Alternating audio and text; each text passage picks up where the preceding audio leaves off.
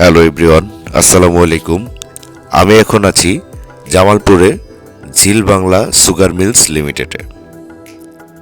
1958 সালে পাকিস্তান এবং নিউজিল্যান্ডের কারিগরি সহযোগিতা এবং অর্থ সহযোগিতায় 150 একর জায়গার উপরে নির্মিত হয় এই কারখানাটি। স্বাধীনতার পরে 1972 সালে এই মিলটিকে রাষ্ট্রীয় হিসেবে ঘোষণা করা হয়। যাত্রা শুরুর পর থেকে 66 মৌসুম ধরে এই মিলের কার্যক্রম চলছে। এর মধ্যে মাত্র 18 বার এই মিলটি লাভের মুখ দেখেছে।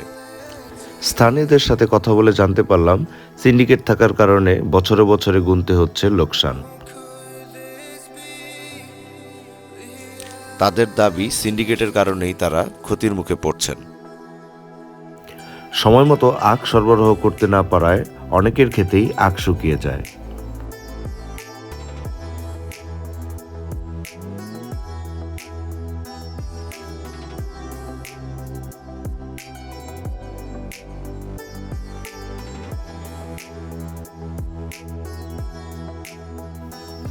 এই মিলটিতে ঢুকতেই আমাদের চোখে পড়েছিল সুন্দর একটি পানির ফোয়ারা এবং সেদিন রংধনু দেখেছিলাম এই পানিতে। আমরা এখন ভিতরে ঢোকার প্রস্তুতি নিচ্ছি। আমরা ভিতরে চলে এসেছি। আপনারা দেখতে পাচ্ছেন বিভিন্ন ধরনের মেশিনারিজ, যেখান থেকে আখ থেকে শুরু করে শেষে চিনি হয়ে বের হবে। যদিও আমার কাছে ভিতরে ঢুকে ব্যাপারটাকে খুব স্বাস্থ্যসম্মত মনে হয়নি এবং প্রক্রিয়াটা খুব যে পরিষ্কার পরিচ্ছন্ন সেটা মনে হয়নি।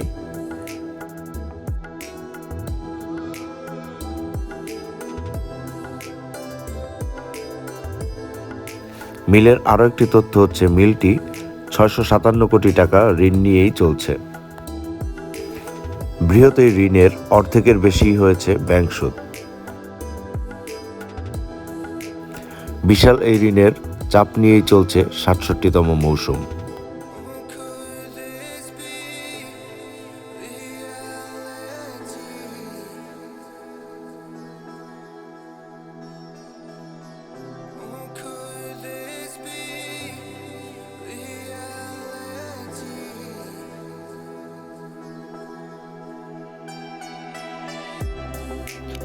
আমরা মিলটির কয়েকতলা ঘুরে দেখলাম, সম্পূর্ণ প্রক্রিয়াটাই আমরা দেখলাম, কিভাবে আখ থেকে চিনি পর্যন্ত উৎপাদন হয়।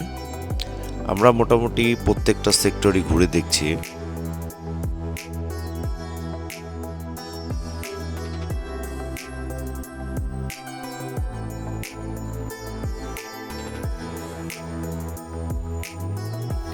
যদিও এখানে জনসাধারণের প্রবেশ নিষেধ ছিল, কিন্তু আমরা ঢুকে পড়েছিলাম এবং কেউ আমাদেরকে বাধা দেয়নি।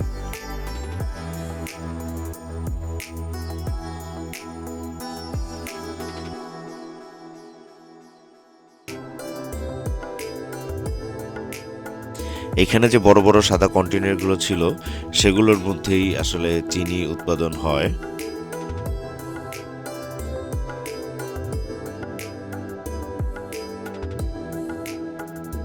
এখানে এই চাচা আমাদের উপরে গিয়ে আরো ভালোভাবে পরিদর্শন করার জন্য দিক নির্দেশনা দিচ্ছিলেন।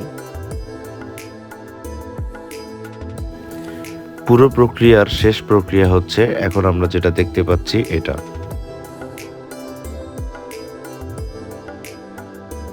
সময় স্বল্পতার কারণে আমরা পরিপূর্ণ প্রক্রিয়া দেখতে পারিনি, তবে এটাই শেষ প্রক্রিয়া। এখান থেকেই চিনিটা উৎপাদন হবে।